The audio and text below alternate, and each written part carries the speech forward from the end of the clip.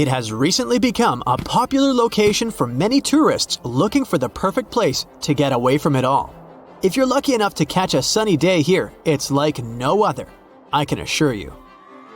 Chances are, you'll end up having loads of foggy days, but let's be honest, they have a special allure of their own.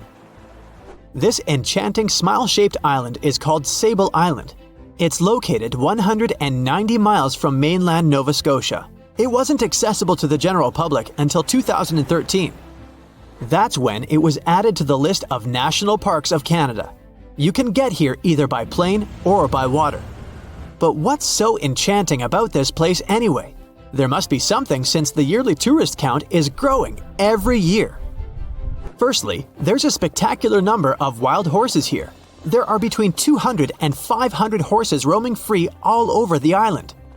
There's also a large population of gray seals. The place is also the only breeding location of a rare bird species called the Ipswich sparrow. If you're already considering a trip here, there are some things you need to know first. Remember that fog I mentioned earlier?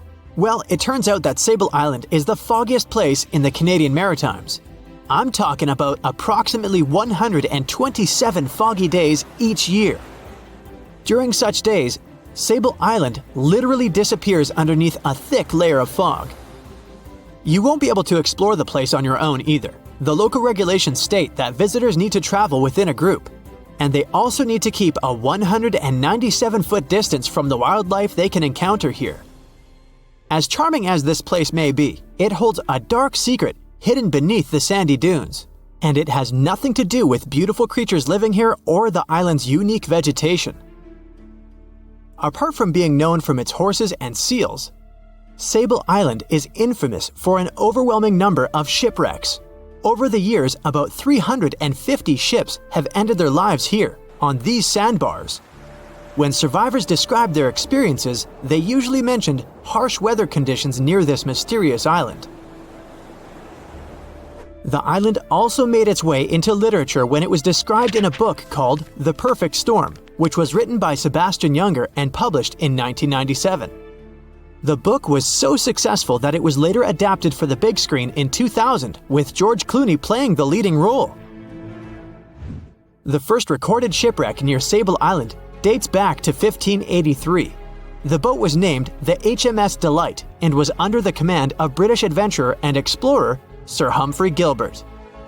Only 17 people managed to survive the catastrophe by escaping in a small boat. Records mention that they spent 7 days at sea before reaching the shores of Newfoundland. In 1884, another vessel named the Nicosia struggled in the thick fog as well. The ship was completely destroyed, but fortunately, all 18 crew members managed to survive. The captain's son was almost lost at sea when a lifeboat capsized when he was climbing into it. He somehow managed to stay underneath the lifeboat, which was completely submerged. When this lifeboat righted, he eventually emerged from the water and was rescued for the second time. The years between 1947 and 1999 were relatively quiet on the island. In 1999, though, a yacht called the Merrimack ran aground near the shore of the island at about 2 a.m. on July 27th. The 40-foot fiberglass boat had a crew of only 3 people. Natural gas exploration workers, who were luckily not far away, rescued them. The crew managed to fly safely to Halifax the next day. The owner of the Merrimack tried to recover his boat by hiring local fishermen. Unfortunately, this operation was unsuccessful, since only the fittings of the yacht were eventually saved. It took no more than 6 weeks for the sand and waves to crush and completely break up the hull of the Merrimack. So what is it about this place that's so dangerous for boats? Does it have anything to do with the weather? Or maybe there's other forces at play? The explanation turns out to be a bit more complex, and it wasn't easy to figure out, at least not way back in the 1500s. First of all, the island is located close to one of the world's richest fishing grounds. Since it's also near one of the major shipping routes between Europe and North America, hundreds of vessels sail past it each year. The likelihood of shipwreck increases when there are so many boats roaming around the area. Sable Island is also in the way of most of the storms that move up the Atlantic coast of North America. It's no surprise that boats often get hurtled straight onto the shores of this island. The weather has a lot to do with it too. During the summer season, the warm air from the Gulf Stream creates a dense fog as it merges with the cool air by the Labrador Current that passes by the island. Other currents don't help the matter. Sable Island is next to the meeting point of three major ocean currents: the Gulf Stream, the Labrador Current, and the Belle Isle Current. Since the 1950s, radars and other modern navigation tools have been used on commercial vessels as well. Up until then, the sextant was the main instrument used to figure out a ship's location. It doesn't mean that sextants weren't accurate, but this instrument couldn't work properly without a clear view of the sun or stars, which means it didn't help much in dense fog, such as the one surrounding Sable Island, or when it was cloudy. Often during bad weather, the captain of a ship navigated, relying on their experiences and intuition based on the ship's speed and direction. That's why most of the survivors in shipwrecks near Sable Island said that the captain had simply miscalculated the ship's position, crashing into Sable Island by accident. This dusty, sandy land is as unfriendly to ships as it is to trees. There's reportedly a single tree on the whole island, and it looks a lot more like a bush. It's actually a pine tree. And since the famous island horses don't see it as much of a food source, it somehow managed to survive. Reports say that the tree was planted back in the 1950s. Local authorities were trying to grow a forest on the island to make it a bit more welcoming. They've planted tens of thousands of trees over the years, more than 69,000 evergreens, 600 fruit trees, and about 55 pounds of pine seeds, along with other plants which could survive the conditions on the island. But they were no match for the extreme weather and sandy soil. Out of all those plants, just one pine tree is still alive. Thanks to its resistance, it has even become a symbol of Sable Island. Interestingly, for around 40 years, the island also had just one inhabitant. Can you imagine that? One person living on a remote island for so many decades? It's the story of a woman called Zoe Lucas. She chose to surround herself with the only residents on the island: the horses, the gray seals, and the many species of birds. An esteemed naturalist, she mentioned in an interview she gave back in 2017 that she was used to living on the island and that she never got lonely. To survive here, she had to put together an essentials kit. It included a notebook to take notes and a pair of binoculars to study the wildlife. You can safely assume she wasn't scared of the intimidating surroundings, since she decided to eventually call this place home. At first, Zoe wanted to set up camp on one end of the island, near some abandoned buildings. But eventually, she settled in a wooden house near a bunch of sand dunes. A Canadian institution called the Meteorological Service of Canada put together the simple construction back in the 1940s. Parks Canada operates the building these days. Zoe's work included gathering as much data on the local horse population as possible. It could help scientists better understand how they managed to adapt to the unfriendly environment. She also helped gather the debris that made it to the shore to help track pollution levels. Among all the rubbish that she collected, there was a refrigerator and a crate full of fresh peppers. Some other specialists eventually started working rotating shifts on Sable Island to offer the brave woman a little bit of company now and then.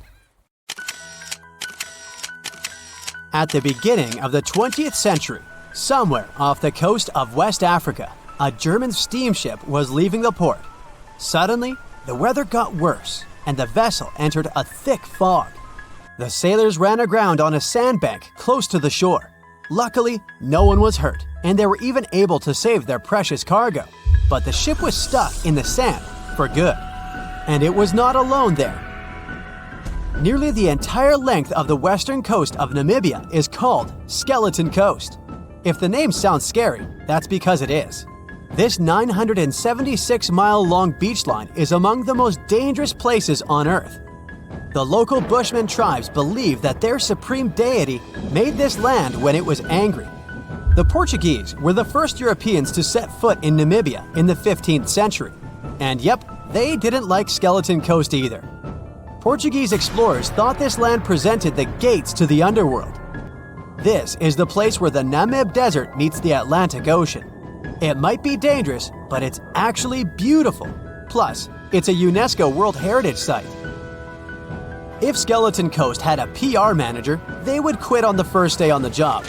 The area is not exactly tourist-friendly because of its geography and history. Beneath the sand and the waves, there is a secret ocean currently lurking for unsuspecting sailors. It's called Benguela Current. It flows towards the north along the coast of southern Africa. This part of the Atlantic is rich in marine life, but the current's land neighbor isn't that happy with the deal. This arid climate created the Namib Desert, one of the driest regions on Earth. And that marine life I just mentioned? It's sharks. 11 species of them to be exact. And yes, the great white decides to pop by once in a while. So far, we've got a desert landscape, strong currents, and sharks. Not a place for a beachside resort, definitely.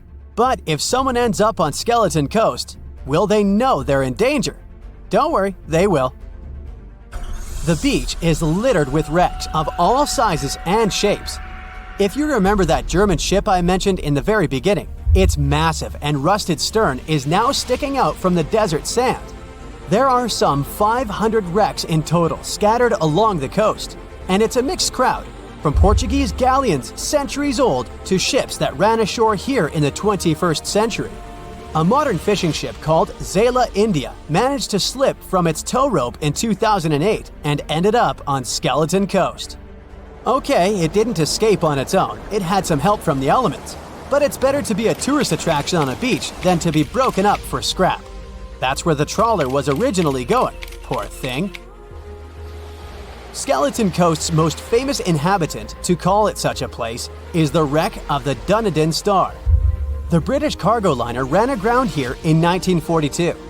The massive rescue operation that followed reveals why it's so dangerous for sailors to end up here.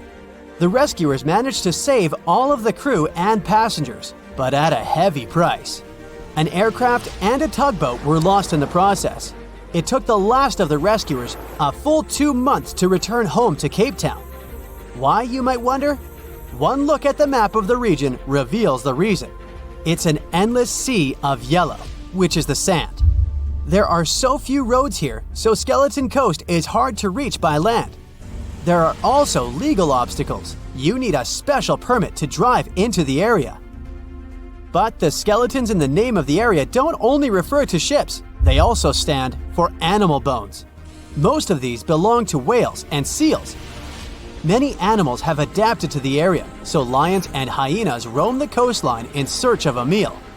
Yeah, now there are hungry lions as well, as if those sharks weren't enough. Other animals with a temporary residence on Skeleton Coast include elephants, cheetahs, leopards, and giraffes. In 1971, the Namibian authorities established a national park here, but except for surfers, after an adrenaline rush, they don't get many visitors. You can understand why. The Namib Desert is the oldest desert in the world, and it's not very tourist-friendly either. Those who travel to the region should pack sunscreen and a warm winter jacket. A weird combo, right? Well, not so much when you think that during the day, temperatures soar over 110 degrees Fahrenheit. At night, the air temperature drops below freezing. What a climate roller coaster! And that's not the final danger. Yep, there's more. Remember how that German ship got lost in thick fog? Yeah, it wasn't a one-off event. Because of the region's climate, fog shows up frequently. Sailors should cover their ears now, but this fog is actually good for wildlife. This is their only source of water in the Namib Desert. Reptiles and mammals have adapted to the harsh climate. They use as little water as possible. Shifting sands, thick fog, strong currents, lions, and sharks. Not the stuff you would put in a tourist booklet, but Skeleton Coast isn't the only beach on Earth you wouldn't want to spend your vacation on. I will take you to Cape Tribulation in Australia. The area covers some 48 square miles in the northwestern part of the continent. And no, the area is not as dry as Skeleton Coast. It's part of the Daintree rainforest. You could say that here, it is the rainforest, not the desert that meets the ocean. The beach at Cape Tribulation is straight from a postcard. But looks can be deceiving. Australia? Probably sharks. No, crocodiles are out here to get you if you decide to go for a dip in the sea. There are saltwater crocodiles that the locals call salties. Well, that's a cute nickname for such a dangerous reptile. And it's not just them. The wildlife seems to have a beef with visitors. From October to June, the waters around Cape Tribulation are full of box jellyfish. Their venom affects the human cardiovascular system. When touched by a jellyfish out at sea, swimmers won't have enough time to reach land for help. Vinegar helps neutralize the sting, so you might want to keep a spare bottle in your luggage. Crocodiles and jellyfish sound dangerous, but there's one more animal you should look after. It's the wild boar. It might sound funny, but you won't laugh when you're being chased by one of these across the beach. 21 million wild boars live in Australia. They're mostly active at night, making it even more dangerous if they charge at you. The best defense is running in circles. Wild boars can't cut corners well. That's probably why we don't see many of them taking up careers as race drivers. Cape Tribulation has one last danger installed for you, and it's not an animal. Out here, even the trees are plotting against visitors. The stinging tree got its name for a reason. If you try to pick one of its beautiful red berries, it'll fight back. Its prickles are like tiny glass shards. The less than pleasant effect on your skin will last for a month. Then there is this wait-a-while bush. Who keeps naming them like this? This long vine has spikes that grab hold and just don't let go. They are so strong they can pull a human off a horse. You'll have to wait for someone to come by and save you from this thorny grabber. If you are about to cross this Australian beach from the vacation list, hold on for a second. Tourism is booming here. The local authorities have restricted access to all of the danger zones. Visitors go swimming in dreamy water holes that are surrounded by lush vegetation. There are even ropes to swing from. Now, that's a beach you can finally relax on. We're in the village of Ballycotton in County Cork, Ireland. A local leaves the house early in the morning to go for a daily run. Music in his headphones, fresh cool air, and a scenic route are ideal conditions for a good workout. The jogger runs along the road on the coast of the Celtic Sea. There was a strong storm last night, and now the sea looks calm. The man runs along the top of a low cliff and notices a huge vessel. An old rusty cargo ship 250 feet long lies on the beach, right among the rocks. No people on board. It seems the ship has been here for ages, but the local is sure this vessel wasn't here yesterday. A little later, it turns out this is the same ship that the sailors from the HMS Protector saw 5 months ago, thousands of miles from this place. The cargo ship, called the Alta, was built in 1976. Nobody knows who used it all this time and for what purposes. It's only known that in 2017, the ship was purchased by a new owner and marked with the flag of Tanzania. It's important to say that almost all cargo ships are equipped with AIS, Automatic Identification System, which is needed to track ship movements in the ocean. Since 2015, something strange started happening with the Alta's AIS. The ship disappeared from the satellites, then reappeared again. Over the past few years, this ship had changed several names and flags. It's not surprising that its AIS shut off and turned on numerous times. It's said that some of those who disable AIS on their ships do so to hide outlaw activities. The ship's captain, whoever it was, clearly didn't want to show the Alta's movements. As AIS showed in 2017, the ship had sailed near Greek port cities. The Alta made 12 stops in 3 such cities in different parts of Greece. Then, the AIS signal disappeared, and 10 months later, the Alta reappeared near the northern coast of Africa, 1,200 miles from Greece. In September of 2018, the ship was sailing about 1,400 miles southeast of Bermuda, and at that time, the crew members started having problems. There were 10 people on board the Alta. On September 19th, the ship's engine failed right in the middle of the Atlantic Ocean. The nearest shore was very far away. The ship began to drift. As days passed, the crew couldn't fix the vessel. Food supplies were running low. The crew started to panic and tried to contact someone. The situation got worse as a strong hurricane was approaching the place where the ship broke down. Crew members contacted the U.S. Coast Guard. On October 2nd, a helicopter headed towards the ship. Food and water were unloaded on the Alta. This was enough for the crew to bide their time for several days. About a week later, a rescue boat sailed about 1,500 miles to reach the Alta and help the stranded sailors. Shortly before the start of the hurricane, American rescuers succeeded. The entire crew of the wrecked ship was taken to Puerto Rico. The Alta remained drifting in the ocean. After a while, another ship arrived to tow it to the coast of Guyana. Then, something went wrong again. The ship was hijacked. Who did it and why remains a mystery to this day. But then, for some unknown reason, the thieves decided to abandon the ship and left it to drift in the ocean. For almost a year, the ship's location couldn't be tracked.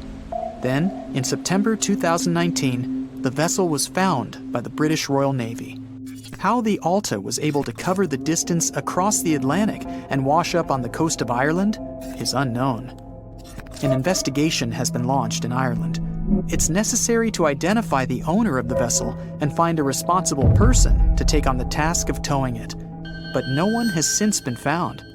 Once, an unknown person called the Irish authorities and introduced themselves as the owner of the ship, but didn't provide any evidence. Several barrels of oil were found on board the Alta. To dismantle the ship, the Irish authorities will need to spend about 10 million euros. Local residents are annoyed by the wreck too. Corroding metal is bad for the environment, and kids have already snuck on board and posted a video on the internet from inside the abandoned ship. The further fate of the Alta remains unresolved. It's still lying there. That ship sailed in the ocean for just 2 years. Now imagine if some other managed to drift for 38. In all that time, no one could catch this ship, and people still seek it. That vessel is called the SS Bechimo. It was a merchant ship owned by a Canadian trading company. In 1931, the ship got stuck in ice off the coast of Alaska. A strong snowstorm began. The team waited a week for it to end, but the storm only intensified. One day, the weather improved a bit, and part of the team was evacuated to the nearest city. Another part of the crew, with the captain, set up camp near the ship. The storm started again and didn't stop for a long time. The blizzard was so heavy that the ship's captain couldn't see beyond his arm's reach.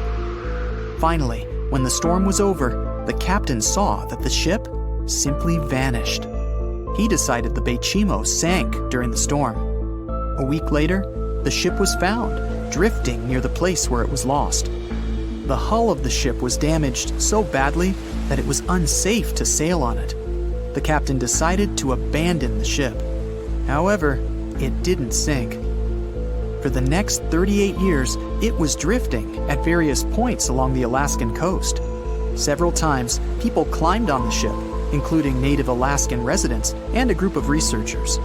Attempts to save the vessel from the sea ended in failure. The salvage operations were hampered by drifting ice and bad weather. The last time it was seen was in 1969. The ship was frozen and blocked by the ice. In 2006, the government created a special project to find the Bechimo. However, in all these years, the ship still hasn't been found. Its fate is unknown. It's likely that the ship has finally found peace and is now lying on the seabed of the Chukchi Sea. The voyage started just like any other. The cargo ship SS Cotopaxi is making another journey to Havana, Cuba to deliver coal. It's November 29, 1925. For Captain Meyer and his crew, leaving Charleston Port, South Carolina, it will be the last trip the ship ever makes. Its route ran through the Bermuda Triangle. 2 days into the trip, the Cotopaxi sent out a distress signal. It had got caught up in a strong tropical storm and turned over on its side. The wind was very strong and there was powerful lightning as well. Rain gradually filled the ship's hold.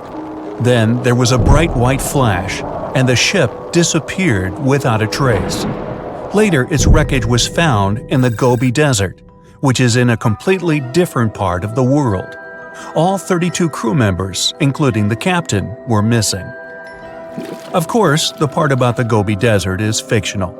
For one of his movies, Steven Spielberg came up with the idea that the ship was moved there by aliens.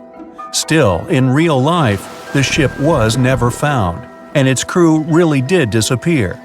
It was officially declared missing a month afterward, and nobody could find the wreck. It seems like a classic case of mysterious things going on in the Bermuda Triangle. But most mysteries are solved sooner or later. In 2020, the Cotopaxi was found. A man named Michael Barnett had moved to Florida to study shipwrecks off the coast. One wreck in particular really caught his attention. It was much larger than the others, and the locals called it the Bear Wreck. It was about 40 miles from St. Augustine in northern Florida, but no one had ever managed to identify the rusty hull. So Michael started to do some detective work. He measured the size of the shipwreck and started working through all the information he could find. He researched hundreds of old newspapers, leafed through insurance records, and looked at artifacts found on the wreck. After hundreds of hours of hard work, Michael was sure it was the Cotopaxi. But a few years before, there had been a rumor that the same ship had been found off the coast of Cuba. The Coast Guard found the wreck of a cargo ship about the same size that looked a lot like the one lost in 1925. Michael was sure they were wrong, so he teamed up with some science journalists and kept investigating. Soon they discovered something that seemed to confirm Michael's belief. Divers found brass valves with the letters SV on them in the wreckage of the ship. Michael suggested these initials referred to Scott Valve Manufacturing Company. The headquarters of this company was in Michigan, not far from where the Cotopaxi had been built. The company had probably supplied parts for the Cotopaxi. So the puzzle seemed to be solved. The Bear Wreck was really the missing cargo ship. But Michael still needed to work out why the ship had sunk. Did something mysterious really happen to the Cotopaxi in the Bermuda Triangle? Later, Michael found the testimony of the ship's carpenter among some old papers. The carpenter claimed that the hatches covering the coal on the ship had been in a terrible condition before it sank. Repair work on the covers wasn't finished before the crew got the order to sail to Cuba. So if the hatch covers were still broken during the trip, water could have easily gotten on board. This water probably flooded the hold during the tropical storm. This was the real reason why the Cotopaxi went down. There was really nothing mysterious about it. It was just a mistake made by ordinary people. But this is just one example out of dozens, or even hundreds, where ships and planes have gone missing in the Bermuda Triangle. We still can't explain some of these incidents. It seems like there really is something weird going on there. One of these strange events happened in 1948. A passenger jet was headed for Miami from San Juan, Puerto Rico. It disappeared in the same area as the Cotopaxi. The 32 people on board vanished without a trace. The weather was clear throughout the flight, but experts think that when the plane was about 50 miles from the coast, it could have been hit by a strong wind that knocked it off course.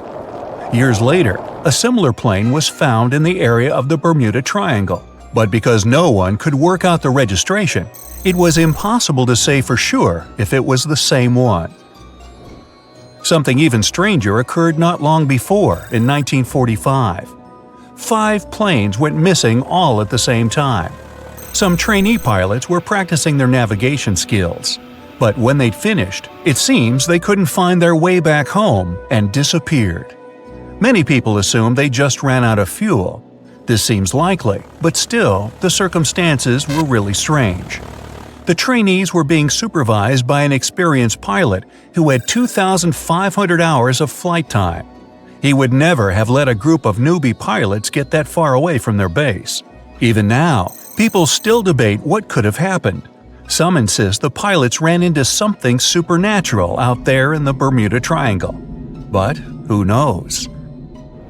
And here's another freaky thing that happened there which no expert has been able to explain: time travel. In 1970, Bruce Gernon was flying a plane from Andros Island to the Florida coast. When he was at 11,500 feet, a giant cloud appeared in front of him. It kept getting bigger and bigger, and he had no choice but to fly through it. As soon as he did, the plane was surrounded by darkness. It was as if the day had turned to night in a split second. Suddenly, Bruce began to see white flashes of light around him. They were so bright that they lit up the entire sky. But they weren't lightning bolts, although he couldn't really explain what they were. The plane continued through the strange cloud for almost a half an hour. Bruce noticed that the cloud changed shape during this time. The space around the plane turned into a tunnel. Then the tunnel started narrowing. Bruce became really tense as he tried to cope with the plane's controls. All his instruments and navigation equipment were going crazy, and the electronics stopped working. Then, a white light appeared at the end of the tunnel. Just like in the movies, the plane escaped the closing cloud tunnel at the very last second. Everything was fine, but now Bruce found himself in some white fog. He had no idea where he was. Then he managed to contact ground control. He was shocked when he learned that his plane was already in the airspace above Miami. It seemed that something impossible had happened. Bruce was meant to cover a distance of about 250 miles during the flight. This usually took 1.5 hours, but he had managed it in just 47 minutes, almost 2 times faster than normal. When Bruce landed, he went to check the amount of fuel left in the tank. It turned out he'd used up a lot less than the normal amount of fuel as well. Could there be a logical explanation for the time-traveling plane? Well, records show that a large number of sunspots were detected on the surface of the sun that day, and there was a strong solar wind. This could easily have made the electronics and devices on the plane go crazy. But what about the mysterious cloud? The Florida coast is a place where 2 large air currents meet. One has a high pressure and the other is a low pressure one. This causes a lot of storm clouds in the area. But people still debate how Bruce was able to cover the distance so quickly. Some people say that some kind of mysterious dark energy was involved. Others say it was a gravitational anomaly that curves space and time. Others think that Bruce is just a fraud. We still don't know the truth. So, is there really something supernatural about the Bermuda Triangle? Or is it all just coincidences and made-up stories? The truth is that no more planes and ships disappear in the Bermuda Triangle than anywhere else in the world. It's 2018. You get up early in the morning to go ashore and catch some fish. You come to the spot you were yesterday, throw the hook into the sea, and wait. The float is twitching. You've caught some fish, but hey, hello? Why aren't you doing anything? Right now, you don't care about the fish. You're looking at something in the distance. You open your mouth in surprise since you see a huge ship stuck on a shoal. It wasn't here yesterday, so it got here at night. Okay, it'll probably sail away sooner or later. You fish for a few more hours. During this time, you observe the ship and notice no movement there. Is it empty? Boats and the Coastal Service are sailing from the shore to the vessel. You decide to check it out too. You get in your old boat and go there. The mist descends to the water, making the ship look creepy. The colossal vessel is rusty and empty. But where is the whole crew? And how did it get there? The Coast Guard comes on board. They search the hold, the cabins, and the upper deck. There's someone's stuff, some remnants of food supplies, notebooks, and clothes. Everything suggests the crew has disappeared for some reason. Fishers who noticed the vessel first didn't see anyone coming down from the board. No radio signals were sent to the port, and no one reported about the ship. It appeared here from nowhere. The only chance to get any information is to look at the number and name of the vessel. This is Sam Ratulangi, PB 1600. The Coast Guard checks the information, studies the data of all the country ships, and no way. One company built the boat in 2001 in Indonesia. People used it to transport heavy loads across the seas around Asia. The ship had been properly operating for 8 years. People were delivering industrial goods to different points in the region, but something went wrong. In 2009, Sam Ratulangi was sailing near the coast of Taiwan, and that's it. There were no further records about it. There were no reports in any port.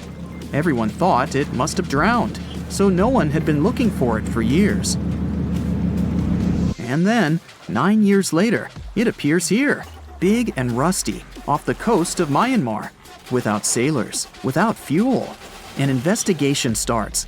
City services are trying to find out the names of all the sailors working on the ship and find clues that would lead to solving this mystery. They also hope the ship owner will appear soon. They find 2 tow ropes on board. This means that some other ship towed Sam Ratulangi to this place. Then they identify and find 13 crew members. These people say they wanted to reach the factory in Bangladesh to repair Sam Ratulangi.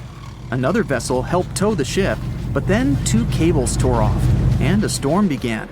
No one wanted to stay on board during such weather, so the crew members left it. No one knows what the ship has been doing for the last 9 years, and how it was possible without people on board. And here's another, much more mysterious ship story. On February 16, 2020, locals found a large cargo ship stuck on a rocky shore off the coast of an Irish village. The boat looked rusty, with holes in the hull and rotten parts. People hadn't seen this vessel the day before, so it appeared there at night. The last time people saw the Alta cargo ship was a few months earlier, thousands of miles off the coast of Ireland. That day, the Alta was sailing in the waters of the Atlantic Ocean. Another ship, the MS Protector, noticed it. MS Protector crew members tried to contact the ship, but received no response. The people on board realized that they were facing an empty vessel. And then, 5 months later, it appeared near the coast of Ireland. There are more questions than answers in this story, but we managed to find something out. In 2015, the Alta appeared and disappeared from the radar several times. Any ship has an internal tracking system, so people can track its route using satellites. But Alta crew members often disabled this system. Perhaps they were engaged in some illegal activity. Anyway, in 2017, the ship often sailed between the ports of Greek islands. Then, the tracking signal disappeared and appeared only 10 months later, off the coast of North Africa. During this time, the ship changed several flags. In September 2018, the Alta was southeast of Bermuda and headed for Haiti. Then, the crew started facing problems.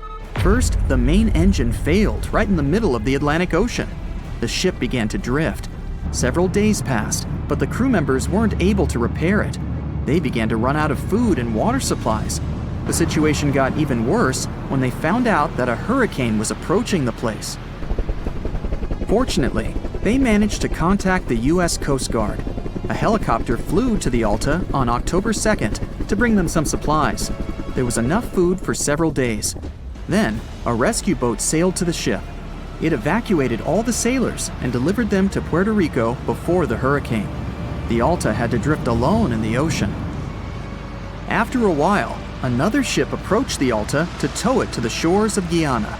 But at this moment, everything went wrong. Someone stole the boat, disabled the tracking system, and sailed away in an unknown direction.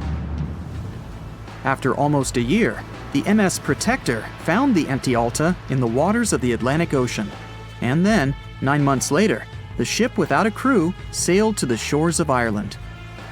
How did it manage to travel across the Atlantic and get to the coast of Ireland? It's still a mystery. Maybe it was just luck. No one else saw the ship all this time. It was just covering huge distances, surviving storms. Who's the captain? What happened to the thieves? Who owns the ship now? One day, someone called the village administration and introduced themselves as the vessel owner. But that unknown person didn't provide any evidence. They found several barrels of oil on the ship, which they took away by helicopter. The Alta was rusting.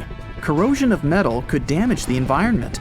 The vessel had no commercial value, yet it would have taken millions to get rid of it. There were 3 options for what to do: leave the ship where it was, tow it into the sea and let it sink, or disassemble it for scrap. But nature had its own plans. Storms and strong waves split the hull into 2 parts. The Alta was drifting without a crew in the waters of the Atlantic Ocean for about 2 years. But this is nothing compared to a ship that was traveling for 38 years. The record belongs to the SS Bechimo. It was a merchant vessel owned by some trading company. In 1931, the ship found itself on the ice off the coast of Alaska. Its movement slowed down. A thick layer of ice blocked the ship, and a strong storm only made the situation worse. The blizzard was so intense that the crew members couldn't see anything but a white veil in front of their eyes. Sailing any further was impossible. The team had to wait for the storm to end. They waited for a day, 2, 3 days. A week had passed, but the snowstorm was only getting stronger. Then, one day, it grew weaker. The crew members split into 2 teams. The first team went to the nearest city. The second group, along with the captain, stayed on board. They set up camp next to the ship and waited for the blizzard, which had started again, to end. There was 0 visibility. And finally, one day, the storm was over. Great! And now, wait a minute. But where is the ship? The SS Bechimo just disappeared during the blizzard. The captain was sure that the ship had sunk, so he left along with the crew. Then, a week later, they saw the vessel drifting near the area where they had lost it. The hull was damaged so severely that it was unsafe to sail on it. Repairing the ship would be pointless and expensive, so the captain decided to abandon it. He was sure that it would go underwater sooner or later, but it stayed afloat for the next few days, the next few months, and a few years. People had reported seeing it at various points along the coast of Alaska for 38 years. The last record of the SS Bechimo is dated 1969. Those who saw it claimed the ship was completely frozen, almost merged with the ice.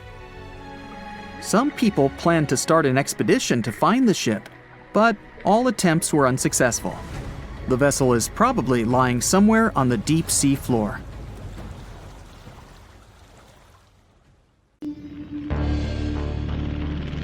In 1945, 5 TBF Avenger aircraft took flight for a routine training exercise around the Bermuda Triangle. In the middle of the exercise, the planes were struck by intense rain and heavy winds, despite the clear weather forecast. The pilots became extremely disoriented and radioed the base to report that their navigational equipment had stopped working. The last thing the base heard was, "When the first plane drops below 10 gallons, we'll all go down together," and then static.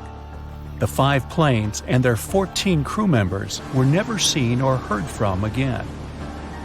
On his very first voyage to the New World in 1492, Christopher Columbus sailed through the Bermuda Triangle. Columbus reported that one night when he was on the deck of the ship, he noticed a giant light appear in the distance, unlike anything he had ever seen before. Columbus looked at his compass for direction, and it gave off erratic readings. You might have noticed that the Bermuda Triangle doesn't appear on any world map. This is because official institutions refuse to acknowledge that the area actually exists. A popular theory suggests that rogue waves are responsible for the many disappearances. Rogue waves are called extreme storm waves by scientists. They occur when different weather patterns take place at the same time and cause large, unexpected waves. Witnesses say that the waves look like giant walls of water. These waves could explain why ships go down fast and without leaving any trace. The Bermuda Triangle is home to some pretty intense and unexpected weather. Storms build up quickly and unexpectedly, then disappear soon after. If you blink, you might miss it. This could explain why few distress signals are issued. Pilots and sailors never saw the weather coming. No one knows exactly how many ships and planes have disappeared in the Bermuda Triangle. The rough estimate is 50 ships and 20 planes. Most of the time, the disappearances had no explanation and no wreckage has ever been left behind. Another bizarre theory trying to solve the Bermuda Triangle mystery comes from Charlie Berlitz. He insists that the area is home to the lost city of Atlantis. The missing ships and planes and malfunctioning equipment, according to him, were all caused by rays of energy let out by the special energy crystals that power Atlantis. While this sounds silly, Berlitz's theory was convincing enough that over 20 million people bought his book worldwide. In the year 1800, a large sailing vessel called the USS Pickering departed from the U.S. on its way to the West Indies.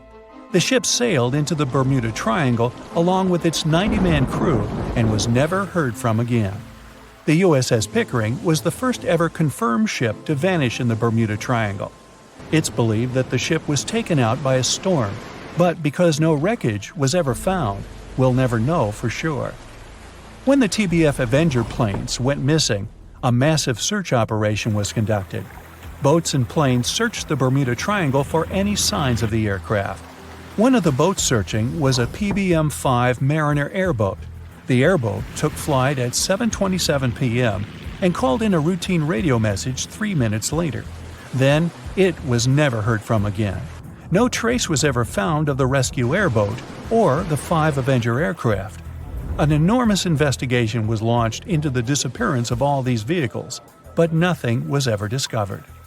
This particular area of the ocean is one of the most heavily traveled shipping routes in the world. Some skeptics believe that this fact solves the mystery. Statistically, the busier the area, the higher the frequency of accidents and disappearances. While this makes sense, it's not the frequency of disappearances that's responsible for the mystery of the Bermuda Triangle.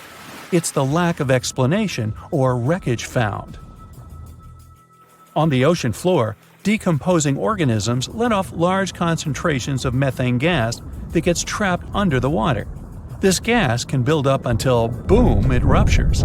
The gas surges up to the surface and erupts. If a ship was in the area of one of these ruptures, the water would become much less dense and cause the ship to sink rapidly and without warning. Scientists believe this could be the cause of the many disappearances in the Bermuda Triangle. While this theory makes a lot of sense, it doesn't seem too likely.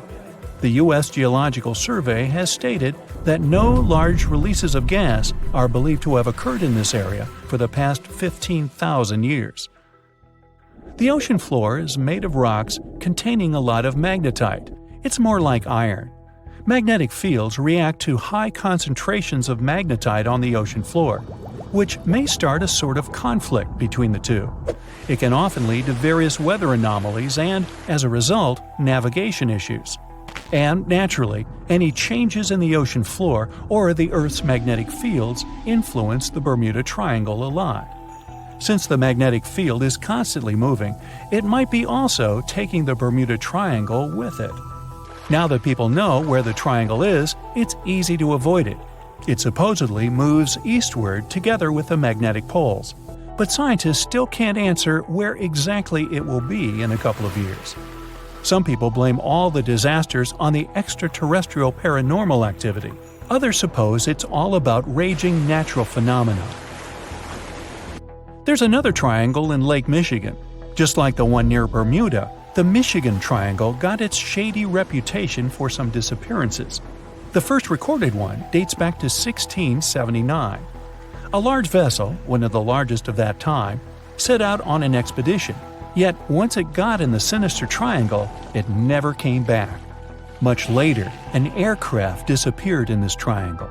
The skies are usually very clear there, but back in 1883, some people witnessed abnormal things in the area. Some claim to have seen large blocks of ice falling from the skies, and the crew even managed to save one as hard proof. Meanwhile, the Pacific Ocean Mystery Area is another sinister triangle. Off the south coast of Japan, not far away from Tokyo, there's a sea where plenty of ships met their doom, disappearing without a trace in these waters. They call it the Devil's Triangle. Some scientists believe the cause of anomalies is the environmental changes. Also, there's a really high concentration of methane hydrates on the bottom of the ocean in the Pacific Triangle area. You're deviating from your original course and sailing in the wrong direction. There's the Caribbean Sea near the triangle, peppered with small islands. The seafloor here isn't deep. The ship can get in shallow waters. And now the ship is stuck on a shoal, and you have no idea where you are. If this were the 21st century, the ship's captain would be able to reach the shore using GPS and other modern navigation. But the most interesting thing is that the compass would work correctly this time, since the magnetic North Pole hasn't already coincided with the true one for a long time in the territory of the Bermuda Triangle. The agonic line is somewhere far away from here. There are no problems with navigation now, but for some reason, this is where ships disappear. In fact, not just here. Throughout the Atlantic Ocean, there are places where many more ships were gone. The Bermuda Triangle is not even in the top 10 of such places. One of the main reasons why many ships are lost here is that one of the most popular shipping routes in the Atlantic passes through the Bermuda Triangle. And the more ships in one place, the more shipwrecks. Simple probability. Then, it just starts getting weird. Other theories say that there's a space-time rift in this region. Ships and planes fall into this rift and end up in the past or the future. But for some reason, there's not a single proof of this myth. There's no reason to think that the rift is hidden somewhere here. The base of an extraterrestrial civilization is located in the Bermuda Triangle. Visitors from other galaxies steal sea vessels along with the crew, so no one finds the wreckage of the ships. This is also a popular myth that has no scientific justification. The Kraken lives somewhere in the triangle. It's a huge squid that sinks ships and also is a legend that sailors tell each other. However, gigantic squids live in the depths of the ocean. They can grow to the size of half a train car, but no cases have ever been recorded where they sunk a large vessel. And in the area of the Bermuda Triangle, they have never ever been seen. People in the past didn't know about the existence of these creatures, so when they saw them for the first time, they described them as huge, terrible monsters. Giant squids are some of the most elusive creatures on Earth, and scientists had to use sonar equipment to find them. They don't like to leave the dark depths and are likely to be afraid of the sound of any ship. So, that should squash the squid as a suspect. The year was 1854, and the SS Arctic, the fastest passenger liner of its time, set out to cross the Atlantic. As it sailed through the misty veil, it slowly disappeared into the unknown. The Collins Line, an American shipping company, was started in 1818 and only began seriously trading in the transatlantic by 1835. Its steamships crossed the Atlantic from Liverpool to New York within just 10 days. Doesn't sound like a great speed today, I know, but back then, the same thing took other ships several weeks. Light on the water with their wooden hulls, powering through with a strong steam engine, those steamships were the favorite choice for many high-profile people. What could go wrong with such an advanced ship, they thought. This reminds me of some other ship everyone believed to be unsinkable. But anyway, back to the Collins Line. It grew to be a serious contender on transatlantic routes, with only one other competitor, the Cunard's Line. It was a British company also aiming to be the main force through the Arctic Passage. In 1835, the company received a new ship that traveled to Liverpool and came back to New York with the largest cargo ever at that time. From then, the Collins Line was steadily growing. It seemed like there would only be future successes for it. Unfortunately, their lavish ships became costly to run with the amount of coal used. Massive power along with weak wooden hulls meant they needed many repairs after each voyage. So, every trip ended up being expensive. But since the ships were safe and had a great reputation, people were willing to pay the price, and the company was definitely not in crisis. They had achieved something no one had managed to do before them. Like I told you, their ships crossed the Atlantic in a whopping 10 days, and Edward Collins, the owner, was very determined to maintain the pace. Their 5 ships easily outran the Cunard's Line of only 3. With this great praise, it provided more attention. Though the Cunard's ships were slower with their iron hulls, they believed there was still profit, regardless of how slowly they sailed. Among Collins' ships, the Arctic, the third of them to be launched, was the largest. reaching 284 feet long, with 2 side-lever steam engines, each with 1,000 horsepower. The paddle wheels made 16 revolutions a minute when at full speed. At the time of its launch, the press called it the most stupendous vessel ever constructed in the United States. But glamour and fame couldn't avoid what would come next. On the 27th of September, the Arctic was on its journey from Liverpool to New York, continuing a speed pace through the thick fog. It's possible that by that moment, after 4 years of record-breaking trips, the crew became overconfident with their sailing and the ship. Going only 50 miles from Newfoundland, they carelessly continued through the fog with no radio contact, sonar, or any other form of identifying objects, equipped only with Morse code. A smaller ship, the SS Vesta, which operated as a fishing vessel, often worked around Newfoundland. It was passing through the same path as the Arctic and crashed into its side. Shocked by the collision, the captain of the Arctic offered help to the much smaller Vesta, but it was soon clear that the damage that seemed minor on the Arctic was far worse. Beneath the waterline, a hole was letting water into the hull. The cost of the much faster wooden hull now seemed less valuable.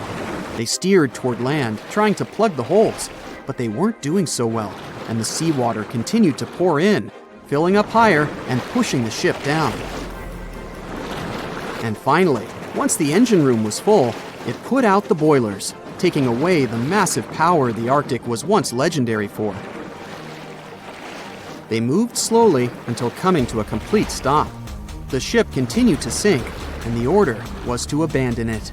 At the time, maritime law allowed for the Arctic to carry only 6 lifeboats, only capable of saving 180 people.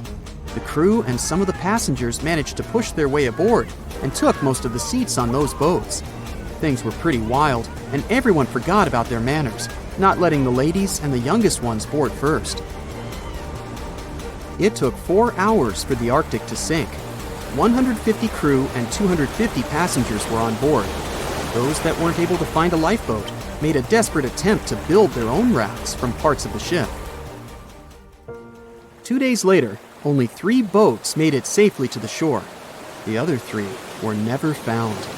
Believe it or not, the rescue party also saved some people that had been clinging to the wreckage for 2 days. Unlike the crew, the captain went down with the Arctic, but amazingly survived. He would be only one of 85 people that made it, out of the 400 on board. When the news arrived 2 weeks later, the public responded with great sadness to the losses. Great anger soon followed towards the poor safety measures in the crew. The press published demands to change the laws for more lifeboats. It only made sense to have enough for every person on board a ship. But they ignored those requests. This neglect would lead to more disasters in the future.